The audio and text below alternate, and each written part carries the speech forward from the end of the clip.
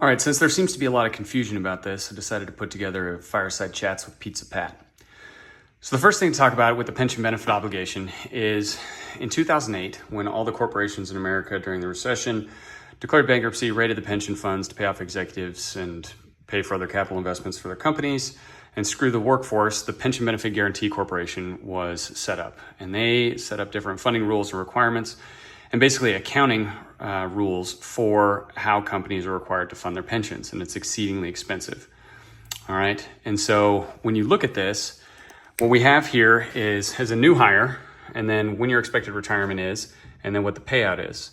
And this is in years across the bottom. And then this is the money that the company owes in order to properly fund the pension to meet its obligations. Okay. So what you can see here over the course of time, when you're a new hire or far away from your retirement, the company's barely saving any money at all. And as you get closer to the actual payout date, then what you end up with is that the company's putting in almost $1 for every dollar they expect to push out there at the very end.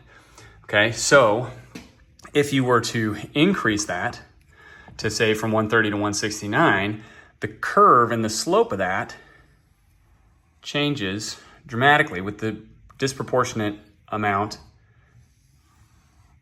being here right at the end game. And this is where the area under this curve is the pension benefit obligation. And you can see, since it's an exponential curve, that incurs the cost for the pension benefit obligation massively to the count that it's about $3.50 to $4 for every dollar of FAE payout that actually goes to the pilots. So what is this accounting derived from? Well, the accounting is derived from the fact that the companies that have active pensions have to maintain certain funding levels.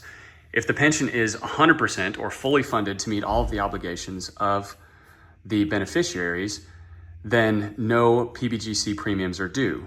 If it is less than, I think it's 80%, then the company has to pay a penalty and then make obligatory contributions to get it up to 80%. But anything between 80 and 100% is considered a voluntary contribution.